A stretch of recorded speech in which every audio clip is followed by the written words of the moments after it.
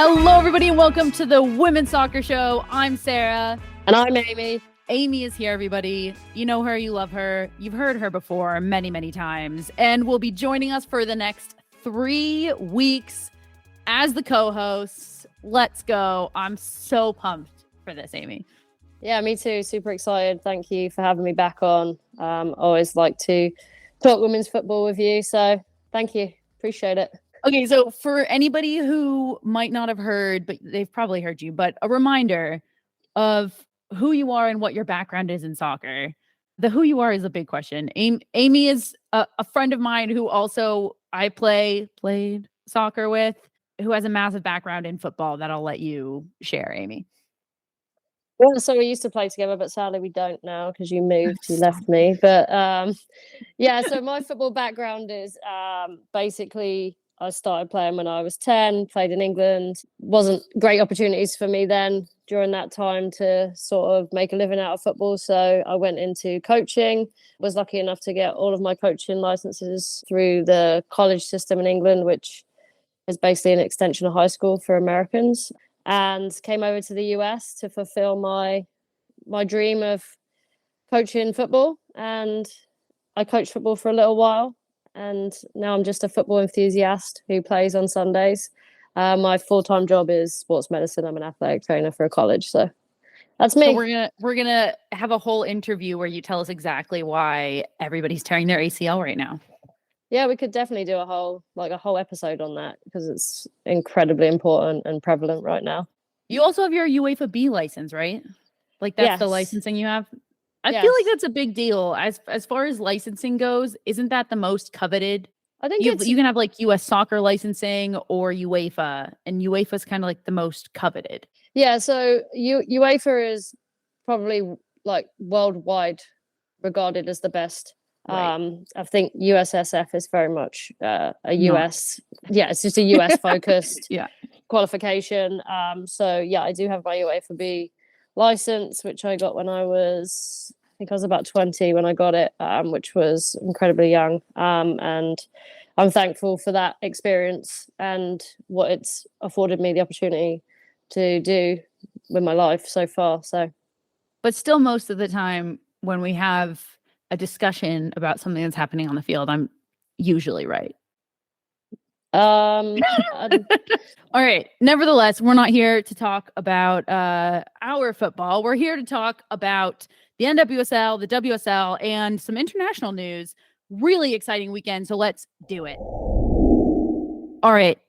NWSL playoffs are here. We had our 2 semifinal games, Portland hosting Gotham FC, San Diego hosting OL Reign. Gotham took it 1-0 in extra time. OL took it 1-0 in regular time. And our championship is set. Krieger versus Pino, old versus old, the Sue Bird Bowl, as it has been dubbed. Do you like that name, Amy? Yeah, I suppose so. It's very American. So you guys love to call things like that. It's fine. If you like it. It took me an embarrassingly long amount of time to understand why it was the Sue Bird Bowl. And then I remembered that she's an owner of Gotham, which needs more press than it gets because it took me way too long to remember that was a thing. We're going to get into predictions in the championship soon. But first, we have to rewind and talk about these semifinals because I thought one was one of the best games I've seen in the NWSL all year. I thought the other was a little boring. But before we get into the actual games, we're going to spend the most time, I think, on Gotham versus Portland because that has the most meat to it.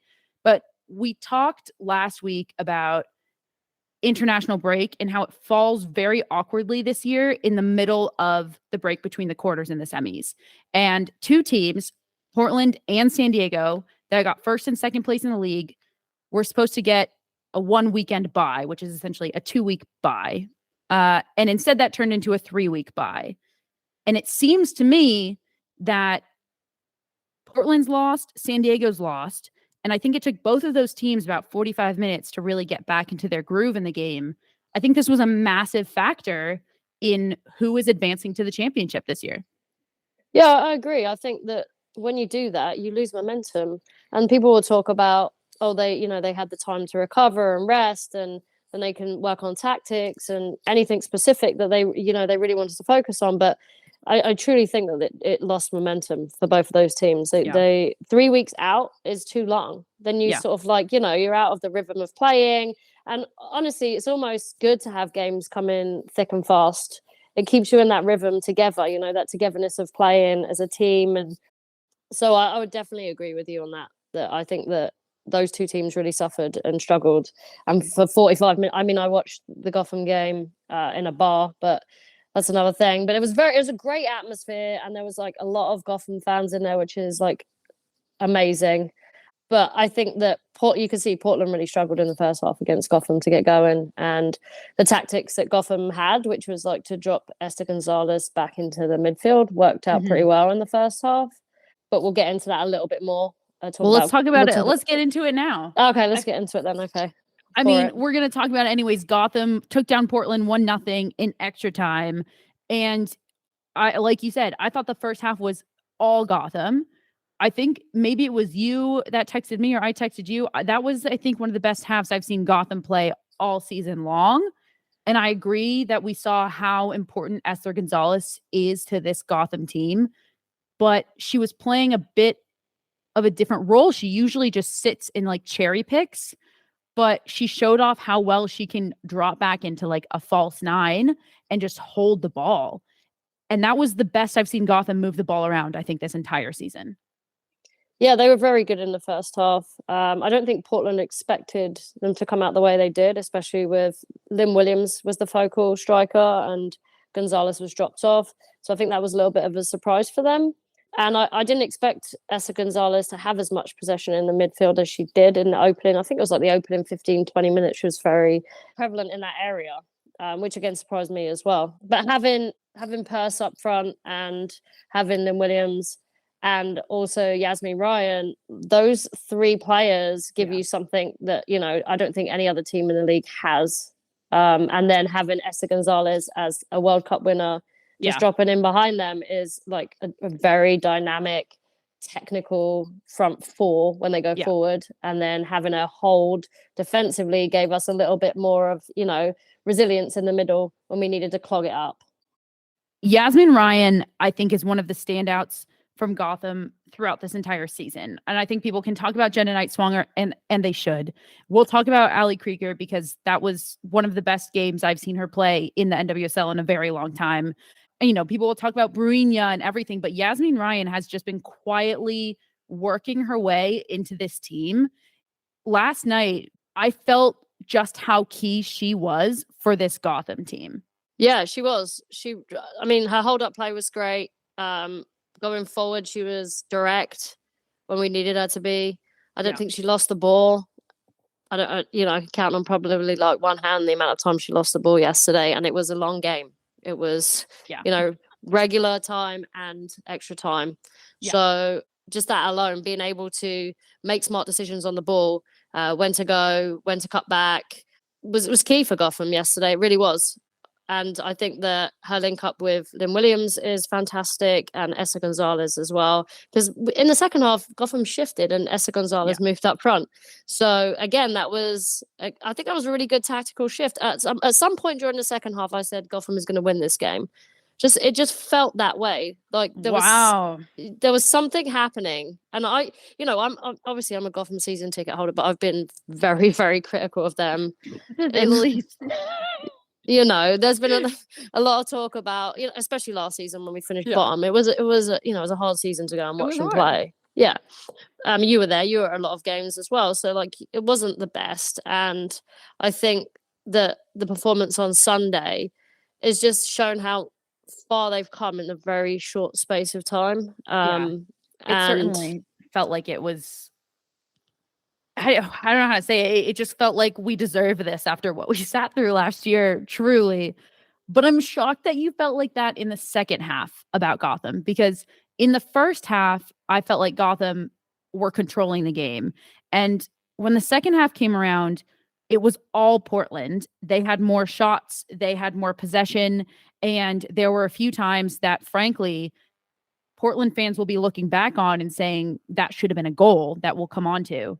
And I was sitting in the second half thinking, this is going to be one of those moments where Gotham is going to look at this game and say, we should have capitalized on those goals in the first half. We should have capitalized then, because we are going to concede here in this second half. That's how the second half looked to me.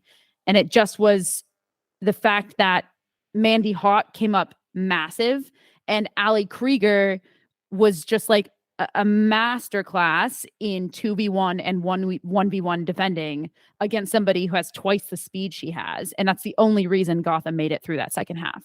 But let's talk about the second half and extra time, because I already mentioned, I feel like it was Portland's, and there was a shift back to more of an equity in extra time when the game just fully opened up.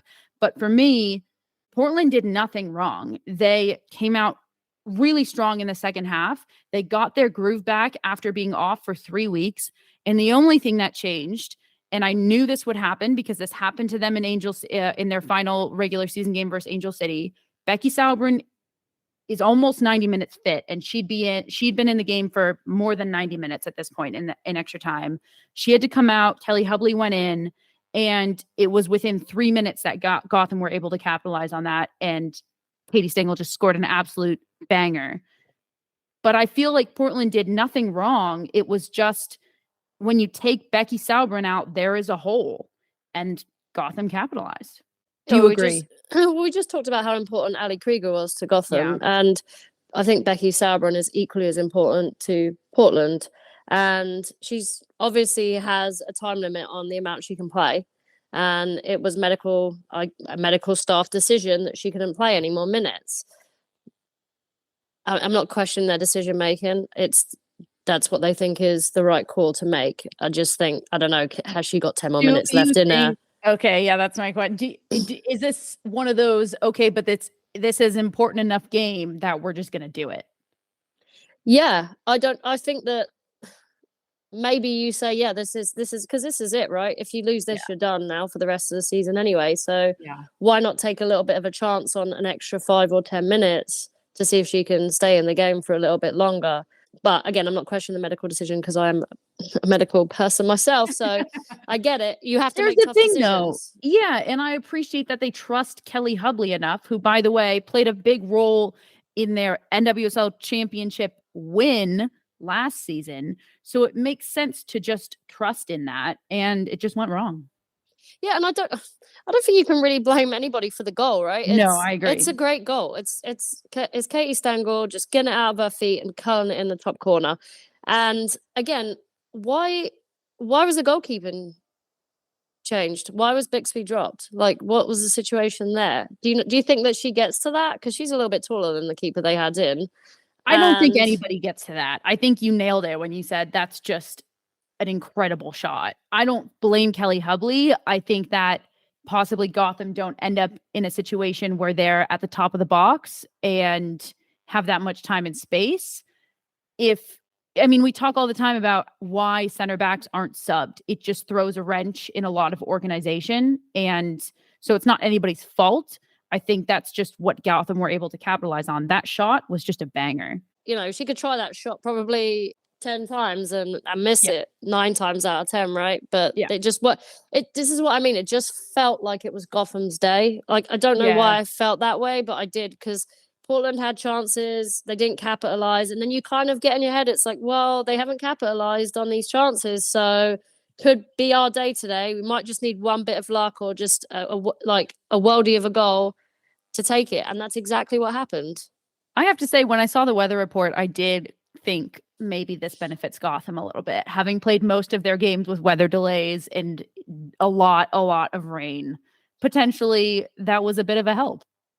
Yeah, we spent a lot of nights at Red Bull Arena till all hours of the morning waiting for these games to finish because of a lightning delay or a weather delay. And I mean, it's not a grass pitch, it's turf there. So again, that makes it a little bit slicker than grass would be.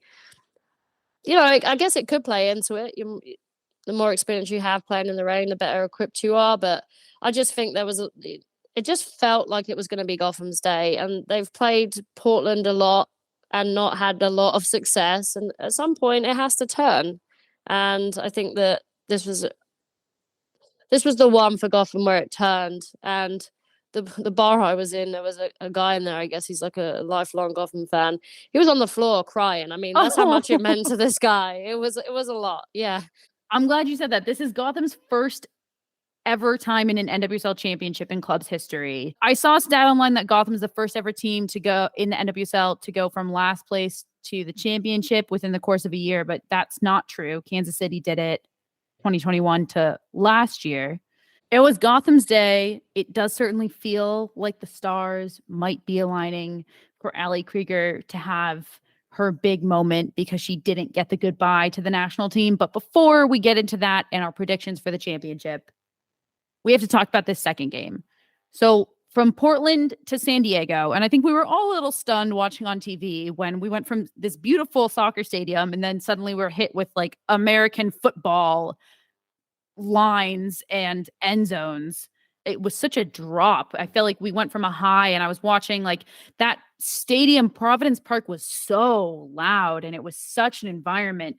And then exactly like what you just said, that shift, and all of a sudden, yeah, that environment in San Diego was great, but you can't really focus on it because it just looks bad.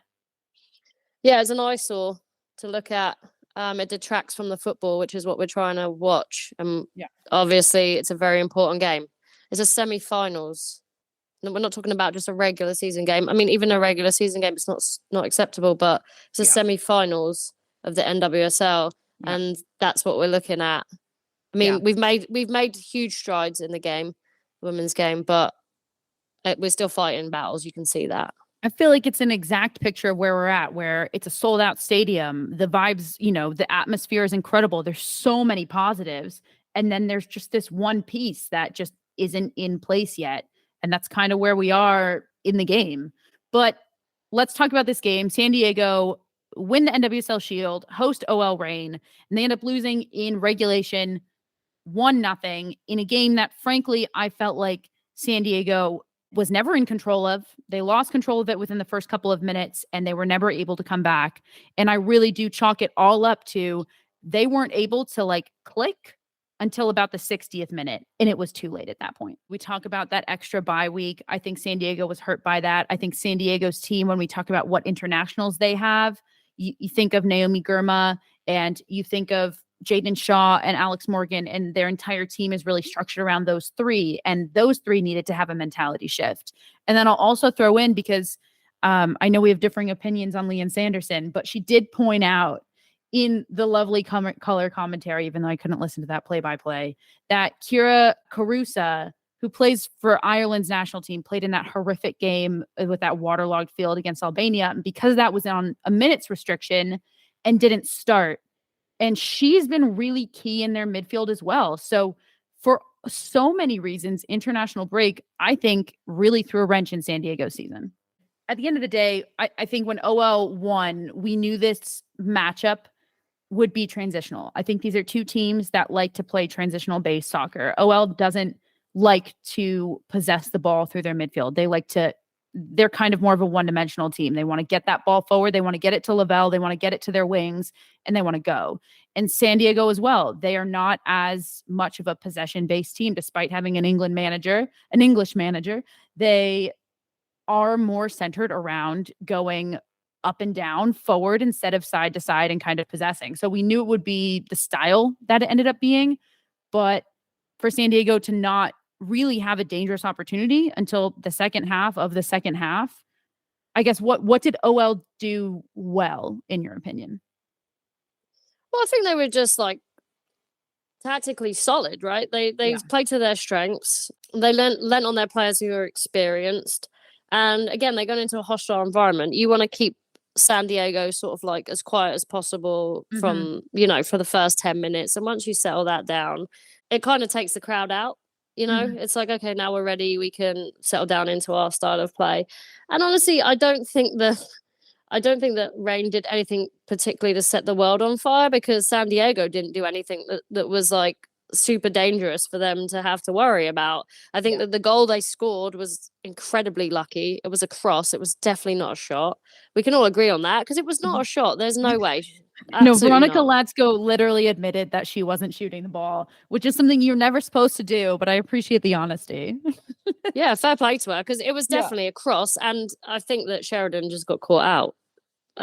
She really got caught out on it, Yeah. and that was it. It was one of those games where it was gonna. Again, we talked about the Gotham game. It was something that was either lucky or a worldie that was going to win it, and that Yeah. one was a lucky one, and the Gotham game was a worldie. So OL Reign creates almost all of their opportunities through the runs that Roosevelt makes, whether on the ball or off the ball. Almost every single opportunity that OL Reign gets is because of the runs that she is making. And she is just such a special and brilliant player. And you want to talk about benefiting from international play. Roosevelt was held back. She didn't go to international, and they got 90 minutes out of her coming back from injury. And they benefited from that. And I think that was like you, I'm struggling to find a story here. That for me, that's kind of the story. And now we get OL Reign versus Gotham FC in the championship. So let's talk about it. Should we go right to predictions, or do you want to talk about what type of style this is going to be? What kind of game is this going to be? well, I think it's going to be. I think you'll see something similar to what we saw in the Gotham Portland game. I mean, I think that Rain is less dynamic going forward than Portland are. But I don't think Gotham is going to change their style too much because the way they played against North Carolina, the way they played against Portland, it's worked. So I can't see him changing it too much. What we do have is obviously that fantastic front four, which is Gotham's strong point. And besides Ali Krieger, I'm not, Brunini is great as well, but the and back Jenna four. Neiswanger. Yeah, I'm a big fan. Neiswanger's amazing. Like as a rookie, I think she's standout rookie for me, but 100%. I'm biased because I'm a Gotham supporter. But Let's just say right here before we do predictions, both of us want Gotham to win this game. Yeah, I mean, yeah. How can I not? Like, I live in New York. I'm a season ticket holder. I can't not want my home team to win it. But again, I've struggled to have a connection with Gotham, an emotional connection to the team, and maybe this will help because I'm not saying that they have to win a championship, but what I'm saying is that they have to connect with their fans somehow because the problems at Gotham are like the stadium and the atmosphere and what surrounds it and where it is it's problematic. It's empty. Yeah. It's empty. It's not a good location. Like in terms of feeling, there's no character to it. It's hard to curate an atmosphere there. But I agree. I think this has made me feel more connected to Gotham than I ever have felt. And maybe that's also because I'm nostalgic for New York and it was marathon weekend and everything. But I do think this is a big help for Gotham with their fans. Well, I think New York is on the precipice of something great in women's sport, to be honest. If Gotham can win this, I mean, this would be huge. But also, the Liberty did, we're not a basketball show here, but the New York Liberty did fantastic this year. So I think that there's something brewing in New York, something special. And if Gotham can move forward, and I think that they have to move into New York to do that, but it'll be so exciting for women's football if they can build the community and the support and keep it rolling because they can build something special and have a sellout crowd of 30,000 people coming to their games every week. I agree. Okay, so despite everybody probably being annoyed about how Gotham-centric this is, we have to do predictions. I'm going to try to be as unbiased as possible, as objective as possible here. No matter what's wonderful about this matchup is that I'm going to be happy for either team. Gotham haven't won ever in the NWSL. OL Reign haven't won since 2015, which is just the second year, I believe, of the NWSL. These are two teams that we have fresh blood. We have a champion that hasn't been a champion for a very long time, and that's just good for the NWSL. And then obviously we have this amazing storyline of either Pino or Krieger is going to end their game with a trophy in their hand or end their season and their career with a trophy in their hand, which is just really beautiful. So I love this for all of those reasons. I think there is just something in the air with Gotham right now. I think it'll be in normal time. I don't think we're going to extras. I think it'll be 2-1. I also think that Gotham has the momentum, and there's something about, like I just said before, there's something about the team right now that feels good. That feels like they're on some sort of a rhythm and a roll. OL Reign has experience, and they have a top class manager in Laura Harvey. So I am a little bit concerned and worried about that, because I think they know how to win, and we don't know how to win championships right now. So that might be the difference between the two teams. It's just going to come down to that. I do think it will be also a close game, but I think it's going to be I think it'll be a 1-0 to Gotham regular time as well. Wow. Let's go around the world. Over to Spain first. Real Madrid are doing their best to keep up with undefeated Barcelona. Barcelona are putting up their regular statistics with 26 goals scored and just 2 allowed in 7 games played. The battle may not be for first, but for the coveted other 2 Champions League spots that are completely up for grabs right now. And over to Germany. Bayern Munich leapfrogged to first in the standings with a massive 2-1 win over Wolfsburg on Sunday. Bayern now sit just 1 point ahead of Wolfsburg in the table, with 3 points ahead of the third place Hoffenheim. And over to Mexico. The final regular season games of the Apertura have concluded, and Tigres finished first, narrowly ahead of America and Guadalajara. Both teams sit just 2 points behind Tigres and are locked at 42 points each. The quarterfinals will be played on Thursday and will feature the top 8 teams. And to Italy, Roma sit in a comfortable 3-point lead ahead of the second place Juventus in the table, having defeated them 3-1 on Sunday. This league is shaping up to be a 2-team battle, and the 2 won't play again until February. Have you checked out Total Football Analysis yet? TotalFootballAnalysis.com provides research analysis on loads of football, including the women's game. Want all the stats in one place instead of drowning in a mountain of tabs? Want to explore key matchups and the tactics from both teams? Total Football Analysis provides the stats and analysis to help you learn more about the beautiful game. We have a special discount for listeners of the Women's Soccer Show. At checkout, type WOSO10 to get a full year for just €10. That's €40 of the yearly subscription.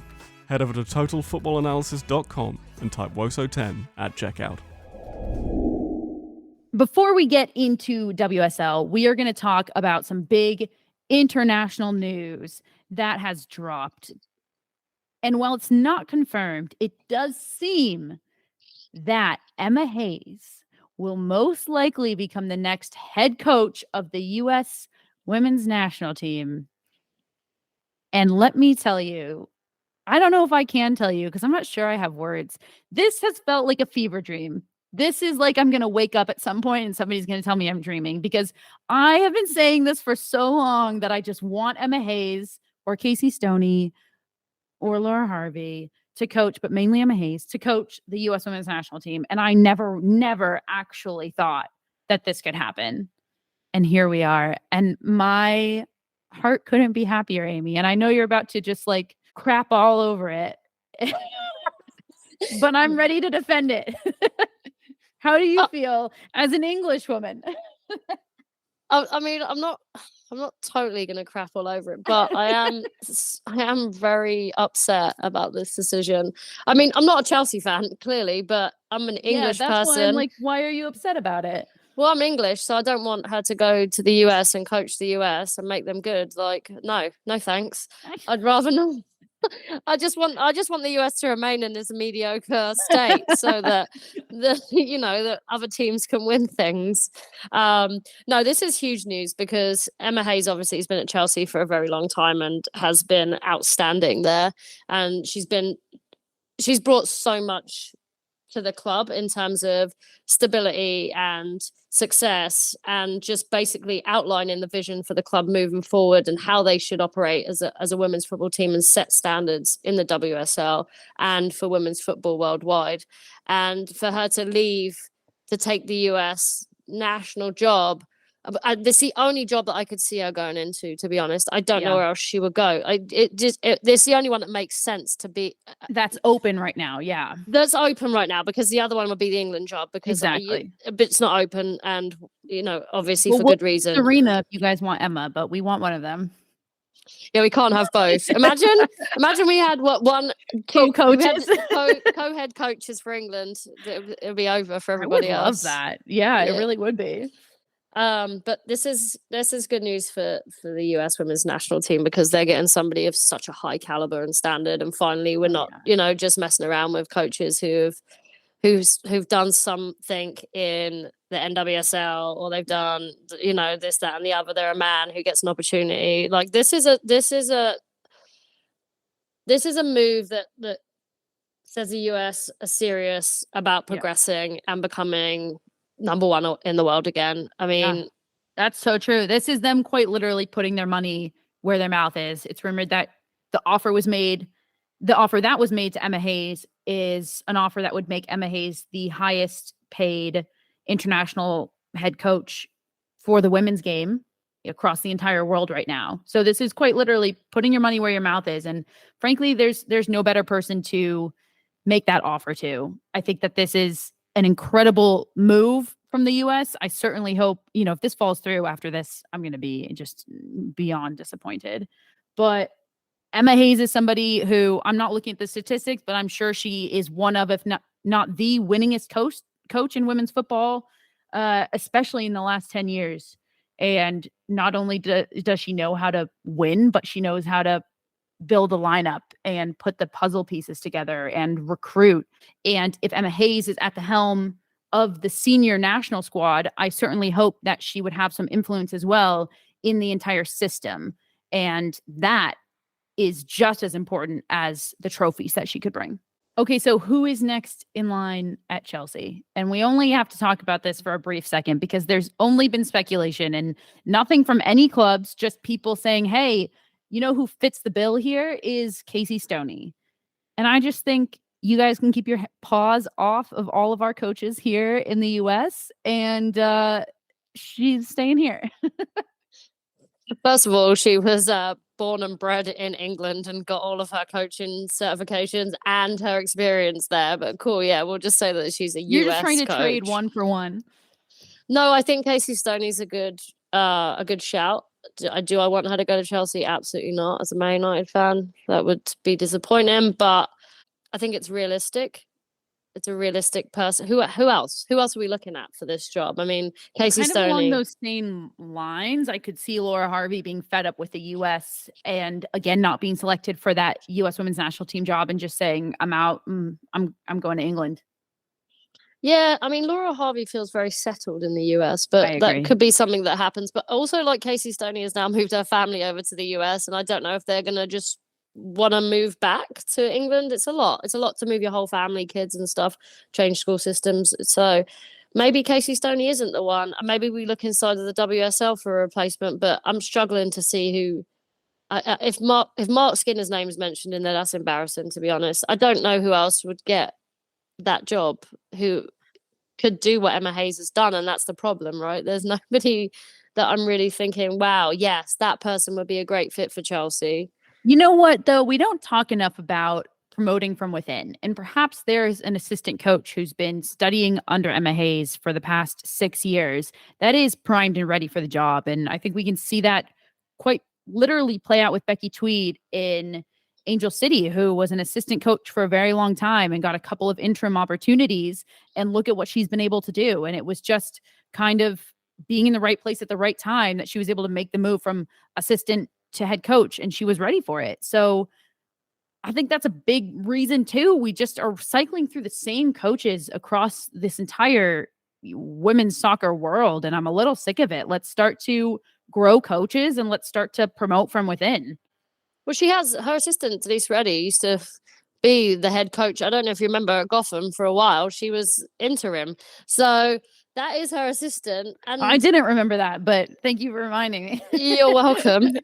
She's very experienced, knows the game inside out, was in the US for a long time, coached in the NWSL, mainly as an assistant, but she did have a spell where she was interim manager for Gotham. So yeah, I don't know if she's ready for it, but again, why not? Why not give her a shot if she's been working under Emma Hayes for a few years and if the players are responsive to the coach, that's important too. They know that coach already. So bringing in somebody new can also rock the boat. Yeah. And make it hard. The biggest disappointment here is if they bring somebody in from the men's side. That's it. Yeah. That's what would make me disappointed. The rest of it, I'd be happy to see. Over to the WSL finally. We did not forget about UWSL. There's a lot to talk about, as there has been, frankly, every single weekend of the WSL so far, and multiple games to touch on. So we've got quite a few. We're going to rip through maybe like 5 games here. I want to start with Mike. For those of you listening, Mike is our editor. Mike, I know you're a Brighton fan here, so this might hurt. But we're going to start with Brighton versus United, because it did really look like Brighton was about to pull off that upset. And we're also kicking this off because Amy is a United fan. I know, we're friends anyways. We can move on from that, everybody.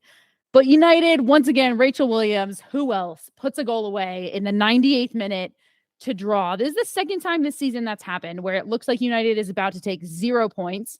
And in the 90-something minute, they end up drawing. So this kind of feels like it should feel like still a solid result for Brighton, but because of how it came about, it actually feels more like a win for United. Yeah, if you're Brighton, you're very disappointed. They Yeah. played very well. Their press was outstanding, to be honest. They were well drilled in it, and they pressed well. They caused United a lot of problems. Going forward, they were great too. Mary Epps made some amazing saves. There was one from Sari, which was unreal. If you get a chance to watch it, you should, because it was an unreal save. She pushed it literally onto the bar, but it's just Mary Epps getting better and better, and you just don't think she can. But as soon as she saved that, it was a corner, and then they scored off the corner, but that was their second goal.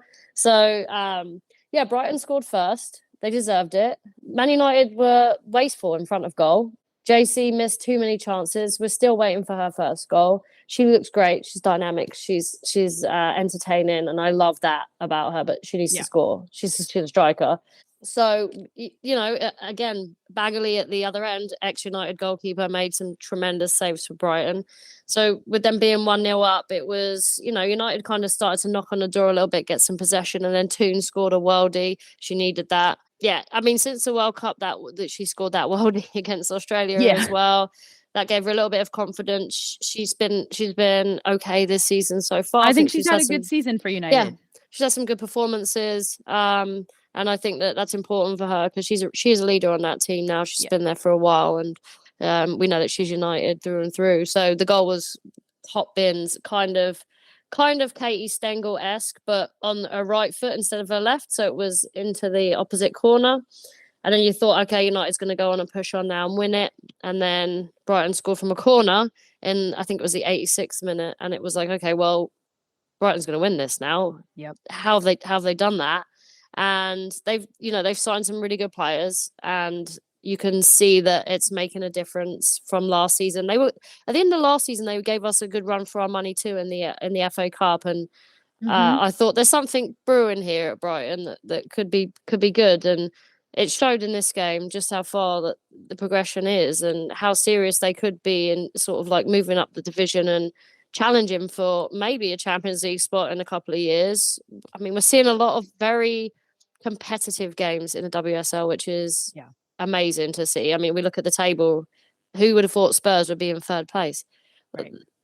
From where they were last season. So, back to this game though. Obviously, there was only going to be one person who was going to pull us out of the fire, and it was Rachel Williams, because that's what she does. With all the big signings, Rachel Williams still comes up trumps for us. So fair play to her. She's very reminiscent of, for those who followed men's football, an Ole Gunnar Solskjaer, who was a Manchester United legend. She's very reminiscent of that, coming off the bench and scoring goals. So heartbreak for Brighton, and I did feel for them.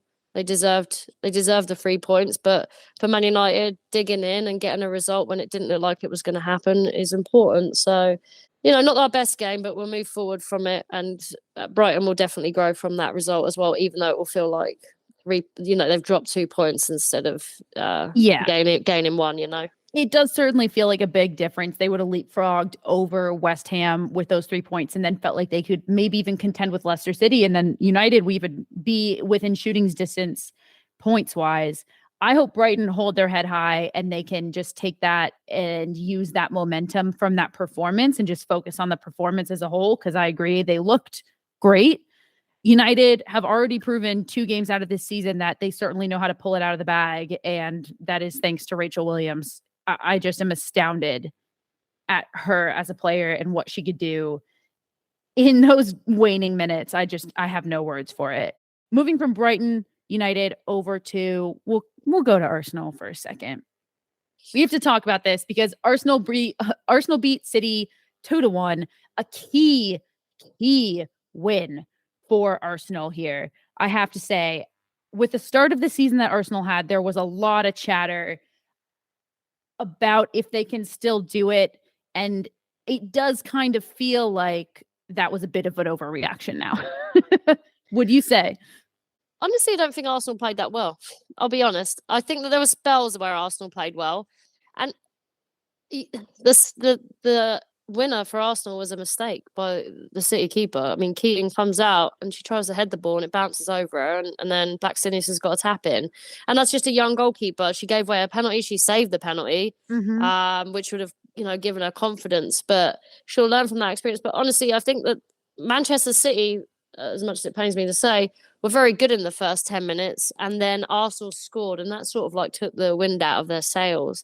But they did come back, and Chloe Kelly is really starting to blossom into a very reliable player who can score you goals when you need them and create opportunities. And she scored a nice goal. She just, the ball came across and she sort of tapped it in the corner, really, to bring City level. But I don't know about Arsenal. I'm not sold on it.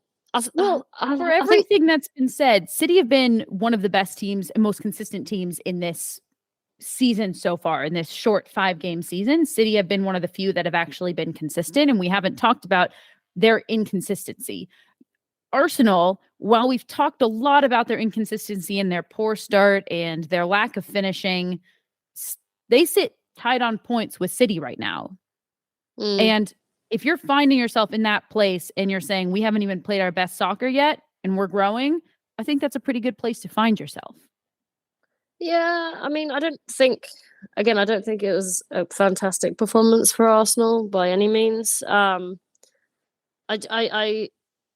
hope that Arsenal are going to kick on and do. Honestly, I'm giving my honest opinion. I hope that they're going to kick on and do something a little more convincing. I would say. I'm not convinced. Sarah, I'm not convinced. I would agree. I don't think Arsenal have been convincing all season long. But that's kind of what I'm saying by, like, you've got 10 points and you haven't been convincing. The ceiling is very high if that's where we're at with Arsenal. Yeah, I mean, okay, we'll see. I'm not completely down on them, but like we'll see what. I mean, City have brought in a few players in the off season, but they haven't really changed too much about who they were last year. So I think that they're just, as a unit, they're quite good as a unit of players, and they're obviously last season wasn't their best season, so an improvement on that and how they've started this season. Yeah, I mean, I think that there's opportunity for Arsenal to grow, and obviously I'm still getting used to seeing Russo in an Arsenal shirt, so that doesn't help. But the fact that she hasn't scored that many goals this season is helping me as well to sort of like, with the grief itself. But yeah, and the grief of being knocked out of Champions League as well. Yeah, but we went further than you, so I'll always have that. All right. From one team with 10 points in Arsenal to 2 other teams sitting with 10 points. And that's Liverpool and Tottenham. I don't think any of us, certainly I will hold my hand up and say I did not expect this from either team, specifically Tottenham, which might surprise people. I think most people would have picked Liverpool to finish below Tottenham. But to me, Tottenham's just been, I don't need to say it all over again, but Tottenham's just been a team that, I don't know how to say it. They've never convinced me that they're putting in what they need to put in to be a top team, even though they have everything at their hands if they want it to be. And here they are, Tottenham and Liverpool. Liverpool beat Leicester City 2-1. Tottenham tied Everton 1-1. The two are going to face off this coming Sunday. That's going to be an incredible game. What's clicking for these teams? Well, we saw Liverpool's potential last season. Yeah. I think they played really well against some of the big three, big four clubs. But it was so few and far between, it could have been a fluke. And here they're showing us consistency. Yeah, they're showing up and being consistent. I think Matt Beard's got them playing good football, and there's a style and an identity to what they're doing. And they know what that is. And they've got some really good young players as well. So I think that for Liverpool last year, it was consistency that was the issue.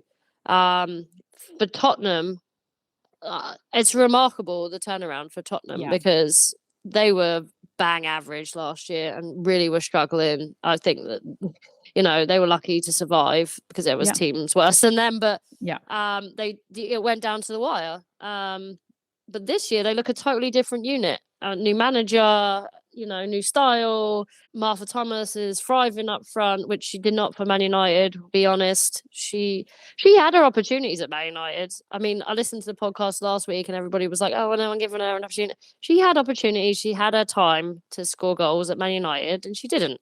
I never thought that United was a good fit for Martha Thomas. With the style that United play versus how Martha Thomas plays, Tottenham is such a better fit for her. Tottenham is more of a transitional team. They're more of a one-dimensional go forward team.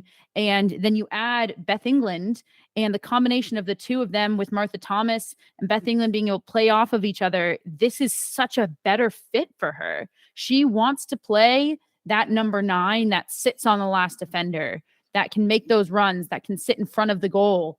And this is just such a perfect spot for her to find herself, and no wonder she's thriving. Yeah, I mean, Tottenham is obviously a club that's in transition, and the expectation is not as high as Man United, we'll say, at this point. But when Beth England does come back, it's going to be interesting to see if they do actually gel together as a strike force, or they're too similar. I was going to say, it's funny. That's what I said about Rachel Daly and Ebony Salmon. And they don't work. And they're not working. They're not working right now, which maybe brings us on, because Bristol City upset West Ham 3-2 at West Ham and got their first ever points of the season, putting them ahead of Villa, who now sit in last place. Bristol City sitting in second to last place. And now Aston Villa are the only team in this table to not have any points on the season. This is a big upset because West Ham, I've had this argument with Allie and Helen for multiple years now, who continue to say West Ham are on the up and up. And I continue to say that they are steady. They are steady, steady, steady. They are not on the up and up. And this is an argument that I'm correct. No, I think you are. West Ham, and for me, they are not on the up and up, to be honest. A club on the up and up is Liverpool. A club on the up and up is Tottenham. West Ham are just like sitting in this flux where they're just not getting better and they're not getting worse. Mm-hmm. But the thing is, what will happen is the clubs around them will start to improve, and then they'll be in trouble, which is why I asked Ali the question at the beginning of the season, do you think West Ham are in relegation contention? And they said no, because there's teams that are worse than us, which would be Bristol City, who you lost to this weekend. So, I mean, at the moment, Aston Villa is worse than Bristol City as well. But I can't see Aston Villa losing to West Ham. I don't know why. I feel like that would be like that's going to be an interesting game. At this point, I can absolutely see that. I will defend Allie and say, I don't think that for the past year, Allie thinks that West Ham have been on the up and up. That was a conversation from a year and a half ago. And I actually would be very surprised if West Ham were the team that ended up being relegated. It's a long season, and this was a poor performance from them. But I absolutely agree with your point that to just be better than the worst team is not a way to grow a club. And if that's where we're at with West Ham, then at a certain point, and maybe even next year, we will be talking about them in a relegation battle. Which is like really sad for West Ham fans, because you've got to be looking around and thinking, right, Liverpool, Tottenham, Brighton, Leicester. Look at them. They're all like growing. They're investing. They're bringing in players. They've got an identity. They know what they're doing. When I watch West Ham, I'm like, I don't know where's West Ham going? And this is not me trying to crap We all love over you, West Allie. Ham. We're not just trashing West Ham because you're gone. We promise. But I think when Ali listens to this, they will probably hate me for this whole recording. But no, I think that they also will probably are a realist and understand that they also want success from their football club, because that's what you go to watch a football club, to see them play well, and it makes you happy. But to see other teams thriving and growing, and your club is kind of just like, meh, where are we going? Like, we're happy to just sit 3 places and 4 places above the bottom. It's not ambitious enough for a club of West Ham stature, with the men's team just won their European trophy. And what are we doing for the women's team? Like, where are we going? So, yeah, I just want better for West Ham fans. I just want better for you. That's all I'm saying. I agree. All right. In the final topic, I guess we just have to talk about this until they win. We've talked about Aston Villa almost every week since the season started. They just lost once again, this time to Chelsea 6-0. Like I just mentioned, they're the only team in the WSL now with 0 points. And this is a team that I truly had contending for a Champions League spot based on their last season and the moves they made in the offseason. They've got a strong coach, a proven coach in Carla Ward. I mean, what in the world? We ask this question every week, and I answered it last week, but here we are again. What is going on now that you're sitting here, Amy, on the mic? What is your perspective on Villa? I don't know what's going on. I genuinely am perplexed by it. Right. Carla Ward did not become a bad coach overnight. There's no way. This is kind of what I said about Villa. It's like, if Carla Ward can't figure it out, we can't figure it out, right? Yeah, I mean, they made some good signings in the summer. We thought that this was going to be a push on for them. Okay, now they're going to go to Champions League. I mean, Van Domselaar, quality goalkeeper, Ebony Salmon, but similar to Rachel Daly. So again, that might be contentious. And we just, it just looked like they were going to push on from how good they were last year, but they haven't. The first game of the season, they were unlucky against Man United to lose that game again in the very dying minutes of the game. Yeah, but that was their best game. Then they they just crumbled. It was, and I watched this game this weekend against Chelsea, and it was night and day difference in the two teams. And they played Chelsea last year, and they gave them a good game, right? And this just is not the team that turned up from last season, not anywhere near. When the first goal went in, when Millie Bright scored the first goal, you could just see Villa were just they collapsed. Capitulation, done. And Rachel Daly cleared the first ball off the line for the goal, and then Millie Bright scored the rebound. And the way she cleared it off the line was great, but then it goes in, and you're just like, well, here we go again. This is happening again to us, and that's what happened. Chelsea were dynamite all over the pitch, just movement off the ball, movement with the ball. They were just so much better than Aston Villa. But it can't be one player. It can't just be Darley that's missing, and that's the problem. No. It's not. It's just there's something that's not right at Villa, and you can see it in the way the team is playing and performing and coming out. And it's the mentality. That's the only thing we can chalk it up to. And whatever is bringing on that mentality, we don't know. Like you said, maybe it's, contentious relationships, whatever it could be. We don't know, but it's certainly not the personnel. And so the only thing we can really look at and say it's a mentality thing, or it's just these players, they're not the pieces of the puzzle that can gel together, which, I actually don't believe that to be true, because they brought in very few players. A lot of these players who are in the starting 11 were playing for Aston Villa last year. So it has to be a mentality piece. Something is not clicking. Yeah. And they have to be, I'm not a fan of you have to get rid of the manager when the results aren't going the way, because the players have to take responsibility as well. But they have to be really careful, because they've brought in some really good players, and they're going to lose those players if they they go down. They're not going to hold on to their Dailies and their Van Domselaar. They don't want to play they're not going to play in the championship. There's no way. Absolutely not. Yeah. So we had this conversation over text because I worry for Carla Ward. Aston Villa has Bristol City coming up this coming weekend. And if Aston Villa still don't get 3 points against Bristol City, I fear that especially in England, which is, I think, a country where everybody is very quick to, call for the manager's head, and that's the quick solution. Now let's move on. I worry for Carla Ward's position if that were to happen.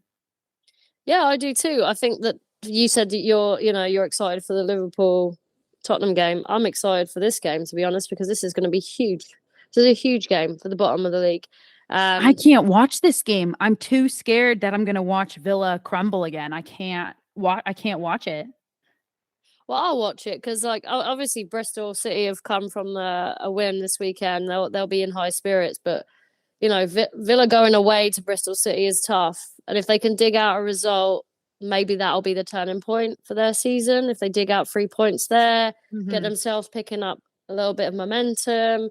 As soon as you start to get to around 15, 20 points, okay, things are looking up and up, right? We're looking a little bit better now. But they have to do it quicker.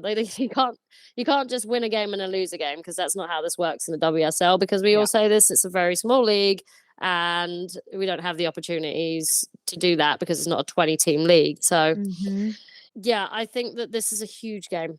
Huge. And it's probably Carla Ward's job if they don't get the result. And then you get what you wish for, because after Bristol City, Aston Villa takes on West Ham. So 2 very important games for Villa coming up back to back, weekend after weekend. Are there any other games you're circling on your calendar for this coming weekend? Well, obviously, I always circle Manchester United's games. So, we play in the League Cup before we play this weekend. So I'll be watching that to Everton. So I watch a lot of football. So that's I circle the United games. Arsenal plays an interesting fixture, actually. It will be away to Leicester, which I think, I thought Arsenal didn't play particularly well against Bristol City away, and they dug out a result there. And this will be harder for them because Leicester have been playing really well. So it'll be interesting to see how Arsenal do. But typically against Leicester, they've done really well. So we'll see. We'll see. All right. We've got NWSL Championship this Saturday, 8 p.m. Eastern. We've got WSL matchups, a ton that we're looking forward to. And, of course, midweek FA Cup action. That's today when this episode's dropping on Wednesday. And we'll be back next week, both me and Amy. So for the Women's Soccer Show, I've been Sarah. And I've been Amy. Thanks, everybody.